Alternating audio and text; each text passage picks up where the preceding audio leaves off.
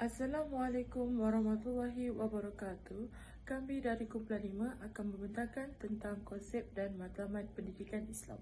Bismillahirrahmanirrahim. Assalamualaikum warahmatullahi wabarakatuh. Nama saya Fitrina Sofia Al-Nasir binti Uthman. Saya akan bentang tentang pendahuluan bagi konsep dan matlamat pendidikan Islam. Pendidikan Islam dalam bahasa Arab dikenal sebagai tarbiyah, di mana kata dasarnya membawa erti tumbuh, berkembang, memelihara, mentadbir, meminjam dan memperbaiki. Konsep pendidikan Islam terdapat definisi yang dikemukakan oleh tokoh pendidik tentang pendidikan Islam, iaitu satu, proses mendidik, membentuk serta melatih individu dalam pelbagai aspek jasmani, rohani, akal, akhlak dan kesedaran sosial bagi melahirkan manusia yang sempurna, beriman, berakhlak mulia, berbadan sihat, berilmu dan berkemahiran dalam kerjaya. Pendidikan Islam juga merupakan konsep pendidikan Rabbani yang bersumberkan bimbingan ilahi. Oleh itu, konsep pendidikan yang dikehendaki dalam Islam ialah satu proses akal, jasmani, rohani, ijtimaiyah, kemasyarakatan dan akhlakiah, akhlak manusia. Falsafah pendidikan Islam pula merupakan satu proses penyampaian ilmu yang berterusan sehingga ilmu itu dapat dijiwai dan meresap dalam pemikiran, kelakuan dan tindakan terhadap diri sendiri, sesama manusia dan alam sekeliling. Berdasarkan falsafah pendidikan Islam, satu aspek penting yang diberi penekanan ialah menyediakan potensi manusia untuk memikul tugas sebagai hamba Allah, khalifah dan ulama pewaris Nabi. Matlamat pendidikan dalam Islam ialah bertujuan melahirkan individu yang sebelengkap sama ada dari segi rohani, jasmani, material dan sosial bagi mencapai kebahagiaan hidup di dunia dan di akhirat. Selain itu, pendidikan Islam bermatlamat untuk membentuk serta mengembangkan aspek-aspek kesempurnaan manusia yang mencukupi fizikal, rohani, mental dan sosial menurut pembentukan Rabbani bagi melahirkan insan yang kamil dan individu yang bertakwa. Pendidikan Islam bukanlah sekadar proses pemindahan maklumat daripada seseorang kepada seseorang yang lain. Ia merupakan satu proses penyampaian ilmu untuk mendidik, membangunkan potensi jasmani, rohani dan intelek manusia bagi melaksanakan tanggungjawab. Okey, seterusnya saya akan membentangkan tentang konsep pendidikan Islam. Konsep pendidikan Islam ini terdapat berbagai definisi yang dikemukakan oleh tokoh pendidikan Islam. Antaranya ialah ia merupakan satu proses mendidik, membentuk serta mendidik individu dalam pelbagai aspek jasmani, rohani, akal, akhlak dan kesedaran sosial bagi melahirkan manusia yang sempurna, beriman, berakhlak mulia, berbadan sihat, berilmu dan berkemahiran dalam kerjaya yang setiap individu impikan. Konsep pendidikan Islam ialah konsep pendidikan Rabbani yang bersumberkan bimbingan ilahi. Pendidikan Islam dapat melahirkan manusia yang baik dan bertanggungjawab pada diri, keluarga dan masyarakat demi mencapai kebahagiaan hakiki dengan berpandukan wahyu daripada Allah SWT. Pendidikan Islam merangkumi dua pendidikan, iaitu formal dan informal. Pendidikan informal sangat berkesan kerana pendidikan ini merupakan pendidikan dalam lingkungan keluarga, kerana di sinilah seorang Muslim mendapat asas-asas pembentukan peribadinya. Pendidikan formal ialah pendidikan dalam bentuk kurikulum terancang atau program pengajian dan mata pelajaran yang disusun dan diajar kepada pelajar di institusi pendidikan seperti sekolah, kolej, politeknik dan universiti. Biasanya pendidikan formal yang dirancang ini ada pemeriksaannya dan membawa kepada penganugerahan sesuatu sijil, diploma atau ijazah. Kecenderungan tabi'i pendidikan Islam ialah menyatukan semua ilmu pengetahuan di bawah kewibawaan dan pengendalian Al-Quran dan As-Sunnah yang mana merupakan teras di dalam sistem pendidikan dan kebudayaan Islam seluruhnya. Di dalam kesatuan ilmu-ilmu itu, akidah Islamiah yang menjadi pusatnya yang menentukan orientasi dan metodologi serta matlamat ilmu-ilmu lain.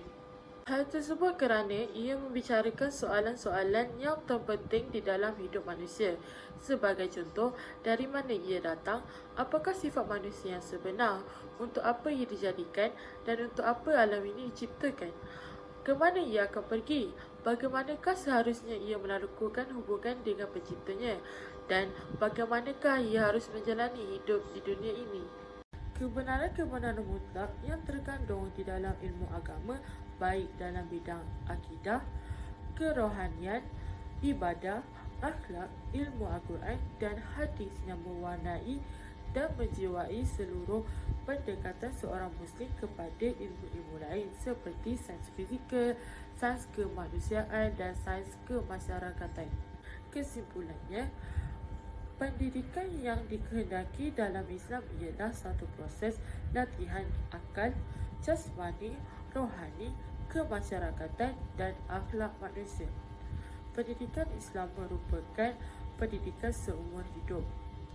Hal tersebut kerana pendidikan Islam bukan sahaja mengajar tentang kehidupan seharian setiap Muslim, tetapi mengajar tentang akhirat juga.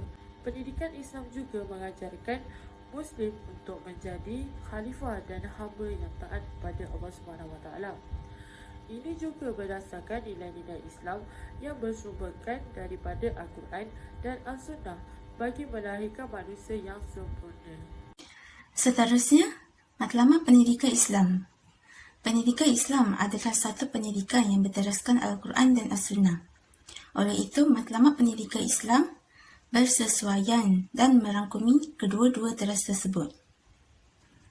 Matlamat pendidikan Islam yang pertama ialah pendidikan Islam bertujuan untuk melahirkan seseorang insan yang lengkap dari segi rohani dan jasmani. Seseorang insan itu perlu menambah ilmu pengetahuan berkenaan pendidikan Islam di sekolah atau di institusi pengajian.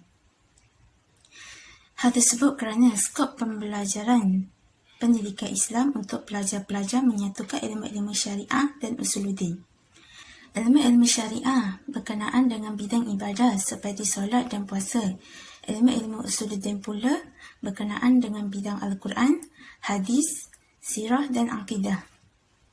Seperti yang telah tertulis dalam Al-Quran, tujuan manusia dihidupkan di muka bumi ini adalah untuk mengabdikan diri kepada Allah SWT serta menjadi khalifah di muka bumi. Oleh itu, setiap insan perlu menjalankan tanggungjawab kita sebagai khalifah dengan menambah ilmu pengetahuan tanpa henti dan sebanyak yang kita mampu. Dan kemudiannya, ilmu pengetahuan yang diperoleh tersebut perlulah disampaikan dan diajarkan kepada insan yang lain. Seterusnya, setiap insan itu perlu memenuhi hati dan diri yang kosong dengan membaca Al-Quran, berzikir kepada Allah dan mendengar ceramah-ceramah berkenaan ilmu agama. Semua perkara yang dapat mengisi kekosongan hati tersebut perlu dilaksanakan dan dilakukan setiap hari agar kita sentiasa mengingati pencipta kita, Allah Subhanahu wa Ta'ala.